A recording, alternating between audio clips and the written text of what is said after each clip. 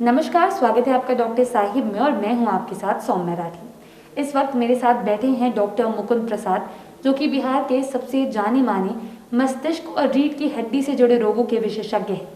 आज के एपिसोड में हम ये जानने वाले हैं कि अक्सर ये कहा जाता है कि अगर किसी को लकवा आया है और 3 घंटे के अंदर वो अस्पताल गए तो वो बिल्कुल ठीक हो जाएंगे, लेकिन ज़रूरी चीज़ ये है कि 3 घंटे का जो वक्त होता है उसमें उनके परिजन क्या उनके लिए कुछ कर सकते हैं ताकि जो स्थिति है वो बद से बदतर ना हो जाए। सबसे पहले सर नमस्कार, बहुत बहुत स्वागत है। नमस्कार, धन्यवाद। सर, किसी को भी अगर स्ट्रोक आता है तो हॉस्पिटल जाने से पहले जब तक वो अपने घर पर है तब तक क्या क्या चीज़ें एक व्यक्ति अपनी फैमिली मेंबर को हेल्प करने के लिए कर सकता है ताकि जो सिचुएशन है वो और ज़्यादा ख़राब ना हो जाए? अपने मरीज की सहायता करने के लिए सबसे पहले जो इम्पोर्टेंट है वो ये है कि पहचानना कि किसी को स्ट्रोक हुआ है। स्ट्रोक कैसे पहचानेंगे? अगर किसी को बोलने में लड़खड़ाहट हो रही है तो आप उसको दोनों हाथ उठाने के लिए बोलेंगे। अगर एक हाथ नहीं उठ रहा है, पेशेंट अगर खड़ा नहीं हो पा रहा है अपने पाँव पे, चेहरा एक तरफ को टेढ़ा और दांत दिखाने के लिए बोलेंगे। अगर चेहरा टेढ़ा हो रहा है तो समझ जाना है कि पेशेंट को स्ट्रोक हुआ है। दूसरा, जो स्ट्रोक में कभी कभी होता है कि पेशेंट अक्सर बेहोश हो जाता है, तो ऐसी स्थिति में इससे पहले कि आप अस्पताल पहुँचे ये देखना ज़रूरी है कि पेशेंट को, जो पेशेंट बेहोशी की अवस्था में है, अचेत है, उसको बाएं करवट करा दें, जिससे कि उसके मुंह में जो लार वगैरह है वो नीचे जा सके और ऑक्सीजन उसको पूरी तरीके से नॉर्मल उसका सांस चलता रहे। ये मदद आप अपने मरीज की कर सकते हैं इससे पहले कि आप मेडिकल हेल्प लें। और ऐसा होने के बाद जितना जल्दी हो सके पेशेंट को किसी डॉक्टर को दिखाएं और नियरेस्ट जो सबसे पास सुपर स्पेशलिटी हॉस्पिटल है जहां पर कि CT स्कैन की सुविधा उपलब्ध है वहां लेकर जाएं।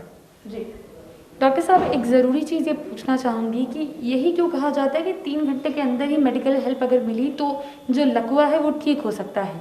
ये 3 घंटे का टाइम क्यों इम्पोर्टेंट है? 3 घंटे का टाइम इसलिए इम्पोर्टेंट है क्योंकि 3 घंटे के भीतर, 3 घंटे से ज़्यादा अगर ब्रेन सेल्स को ऑक्सीजन नहीं मिला तो वो हमेशा के लिए ख़त्म हो जाएंगे। उसके बाद उनका रिवाइवल का कोई चांस नहीं रहता, क्योंकि एक बार जब स्ट्रोक होता है तो ऐसा नहीं है कि खून पूरी तरह से रुक जाता है, खून में कमी आ जाती है। एक छोटा एरिया रहता है जो कि पूरा मर गया, लेकिन एक बड़ा एरिया ये रहता है जिसको कि हम लोग दोबारा से साल्वेज कर सकते हैं, मतलब उसको बचा सकते हैं। तो जो थोड़ा थोड़ा रक्त उसमें जा रहा है, उसमें अगर रक्त प्रवाह दोबारा शुरू हो जाए तो ब्रेन के सेल्स जो कि इंडेंजर्ड हैं, जो कि मरने के कगार पे हैं, वो फिर से रिवाइव हो जाएंगे। अगर रिवाइव हो जाएंगे, नहीं मरेंगे, तो पेशेंट का लकवा जो है वापस से रिवर्स हो जाएगा। लेकिन अगर इससे ज़्यादा समय बीत जाता है तो फिर वो नहीं हो पाएगा। जी डॉक्टर साहब, मैं ये जानना चाहूँगी कि क्या कोई ऐसे वर्ग के लोग हैं जो कि लकवा के लिए एट रिस्क होते हैं, जिनमें लकवा आने के चांसेस बाकियों के मुकाबले ज़्यादा होते हैं? ये तो हम जानते हैं कि मेडिकल सुविधाओं के कारण आदमी की औसत उम्र ज़्यादा हो गई है, और ये भी हम जानते हैं कि भारत में डायबिटीज़ और हार्ट अटैक ज़्यादा होने लगे हैं आजकल लोगों की लाइफस्टाइल के कारण। तो जो रिस्क फैक्टर्स हार्ट अटैक के लिए हैं वही रिस्क फैक्टर्स स्ट्रोक के लिए भी हैं। हार्ट अटैक इसलिए होता है, कार्डियक रिस्क इसलिए होता है कि कोलेस्ट्रॉल ज़्यादा होने के कारण हार्ट में जाने वाली जो खून की नलियाँ होती हैं उसमें कोलेस्ट्रॉल डिपॉजिट होता है।